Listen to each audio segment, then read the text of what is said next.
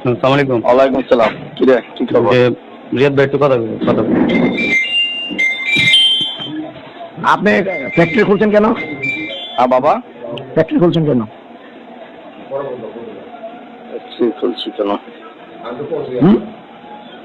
বাজান কি করতে হইব তুমি কইও তোমার। ফ্যাক্টরিতে আগুন ধরাই দেবো। না বাবা, বাবা লক্ষ্মী। আপনি তো শেখ হাসিনার নাকি লাগেন আপনি? কেডা কইছে তোমার এটা? মুন্ডামারি চুদাইলেন কদিন, মানুষ মনে করেন না। আপনি এখন ফতুল্লা আসেন। আমি তো সকালে একটু লেগে লাগুটা পাইলাম না, আমি খালি রানার লেগে আগুনটা ধরাই দিই নেই। ফতুল্লা কত ফ্যাক্টরিতে আগুন ধরছে দেখছেন আপনি? দেশের বালেশ্বর বাল। আরে বাজান তুমি তো আমার আপনি ফ্যাক্টরিটা খোলেন গেল লেগা। আচ্ছা বাজান, তুমি যেমনে কইবা এমনি চল, মনে অসুবিধা নেই। তুমি যেটা কও, আমি তোমার কথার বাইরে কোনো সময় গেছি বাজান? আরে আপনি আমার চেষ্টা মোছেন নি, আপনি কি কও? আপনি মহল হিসাবে চেষ্টা মোছেন না। আপনি আজাদ দেশে বালেশ্বর বাল। আপনি বলছেন আমার আচ্ছা বাজান, যাই হোক বাবা, তুমি আপনার টাকা তো কবর লয়ে যাবেন। আপনি কবর সহ টাকা আপনি কবর দিয়ে দিলাম। আপনি এখন আহেন, আপনি আইবেন না ফ্যাক্টরি আগুন ধরাম কোনটা করুন। আচ্ছা আমি তোমার সাথে সাক্ষাৎ করবো। তথ্য হইলো, তথ্য হইলো। আমি তোমার সাথে সাক্ষাৎ করব।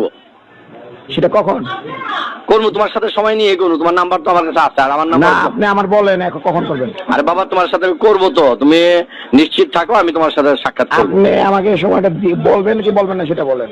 আরে বাবা, তুমি তোমার কথার বাইরে তো আমি যেতে পারবো না, আর যাইও না কখনো। তোমার সাথে যে কোনো কাজ করছি লিয়াজু মেনটেন করেই করছি।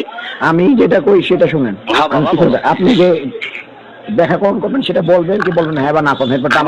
আমি তোমার সাথে দেখা করবো। কখন? এইটি কথা। কবে? দর্শক বন্ধু, ভিডিওটা তো শুনলেনি। আসলে এটা অডিও ক্লিপ। চান্দা না দিলে কারখানা জ্বালিয়ে দেওয়ার হুমকি দিচ্ছে বিএনপি নেতা।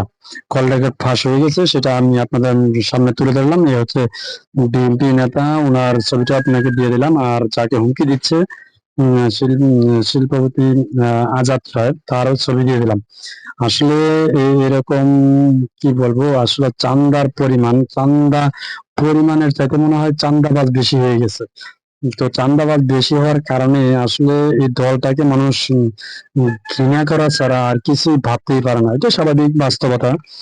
তো আগামীতে চান্দাবাজদের হাতে দলটাকে দেশটাকে তুলে দিবেন, নাকি চান্দাবাজদের হাত থেকে দেশটাকে বাঁচাবেন, এটা আপনার ব্যক্তিগত ব্যাপার। যদি ভালো লাগে অবশ্যই ভিডিওটা শেয়ার করে দিবেন। ধন্যবাদ।